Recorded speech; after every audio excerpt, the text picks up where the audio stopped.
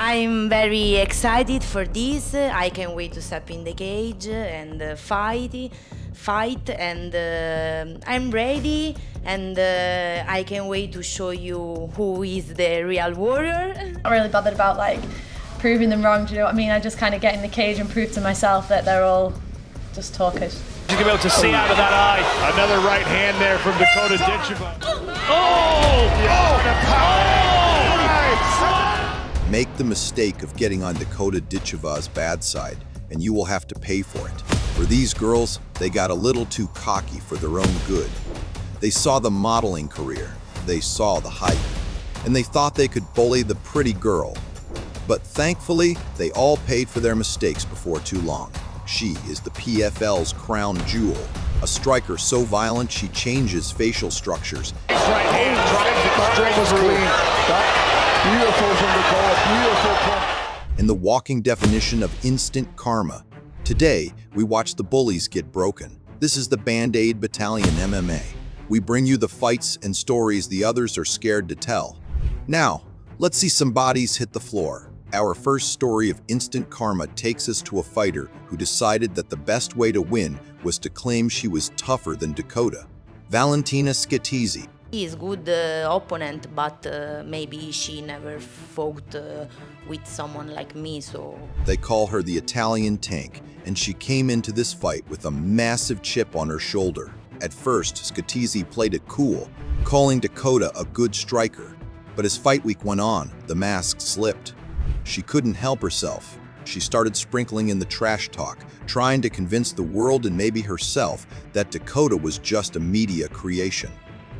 Scatizzi made a fatal error in judgment.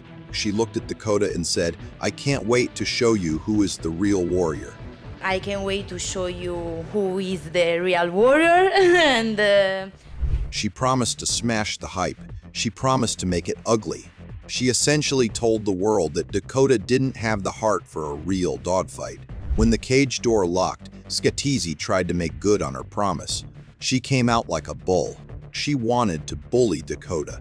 She wanted to pressure her against the fence and turn this into a gritty, dirty brawl where technique wouldn't matter. It was a strategy born of disrespect, assuming that the technical striker would crumble under pressure.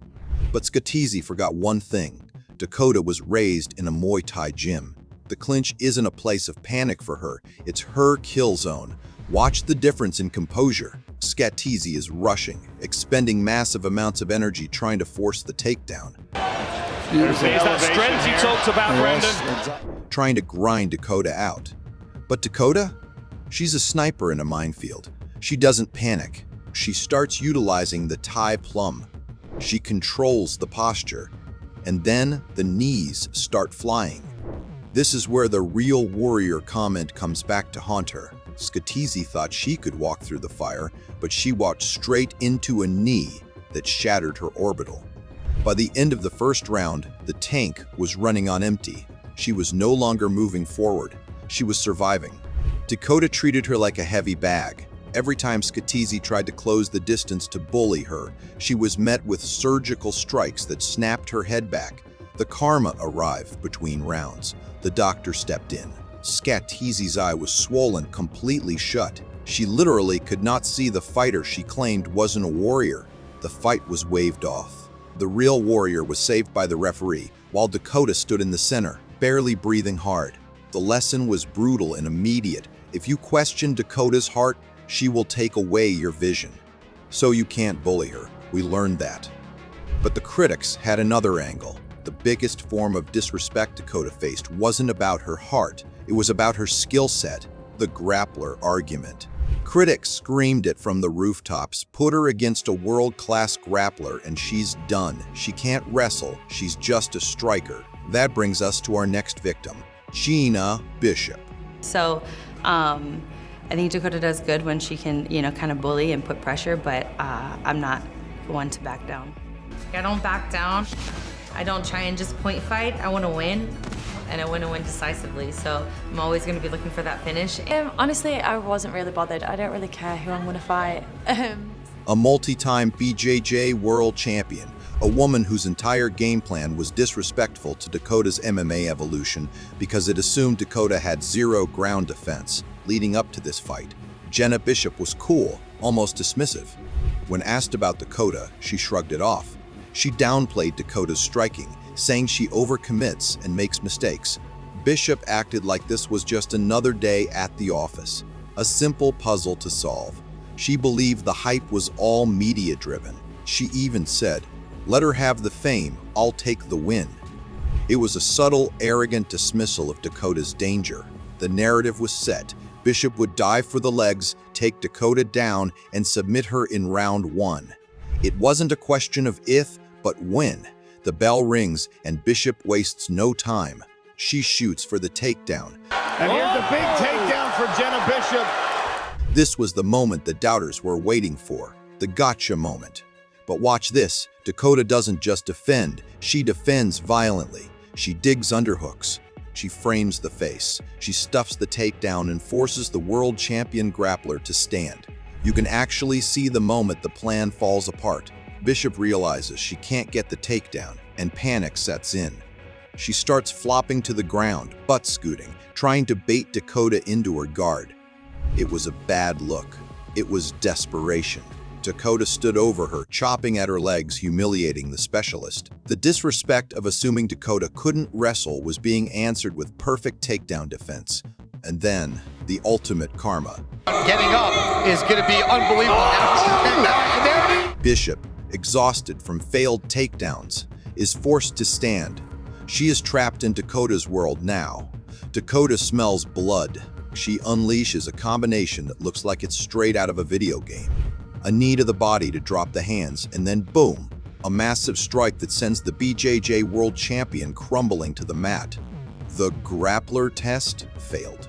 The exposer exposed. Dakota didn't just survive the grappler, she knocked her unconscious. Immediately on the attack. Bishop in trouble. And that does it. She proved that the disrespect towards her all-around game was unfounded.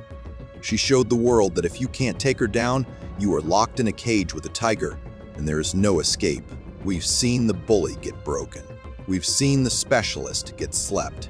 But what happens when you face a veteran who has been to the top of the mountain? Someone who has fought the best in the world and thinks Dakota is just a pretty face with a padded record? This brings us to the final, and perhaps most satisfying slice of karma. The PFL Championship. $1 million on the line. And the opponent, Taylor Santos. Não tem outro resultado. Então, com certeza, a todo momento eu tô treinando. Toda luta que eu lutei como se fosse a final. Então agora eu tô na final, eu vou lutar como é uma final.